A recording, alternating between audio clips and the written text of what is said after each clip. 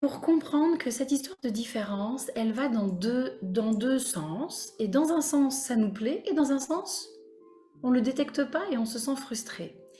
Lorsque vous avez des qualités, par exemple, vous êtes super bon en mathématiques quand vous étiez plus jeune à l'école, et votre enfant, lui, il est nul en mathématiques. Eh bien, cette différence, vous ne l'observez pas comme une différence, et ça vous frustre. Ça vous dérange, ça peut même vous mettre en colère. Pourtant, ce n'est qu'une différence. Mais vous attachez votre enfant à votre propre personnalité, vous imaginez que vous ne faites qu'un et vous ne comprenez pas que c'est une simple différence d'un autre humain par rapport à un autre humain. Alors dans ce sens-là, ça crée des frustrations. Au travail, c'est exactement la même chose. Vous pouvez avoir deux postes similaires et pourtant, une personne va avoir euh, une, plus, une difficulté à s'exprimer sur tel ou tel sujet.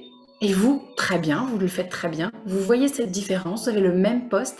Du coup, ça vous énerve, ça vous frustre. Et vous n'acceptez pas la différence humaine de l'autre sur le même poste. Et pourtant, lorsque l'inverse se produit, eh ben, ça ne vous dérange pas. Et c'est là où est le piège. L'inverse, c'est quand on reconnaît en vous une différence, mais qui est une qualité. On dit ah, c'est super, toi tu as cette qualité d'arriver à parler plus facilement en réunion, en public, au téléphone. Ah là là, c'est vraiment, moi j'y arrive pas.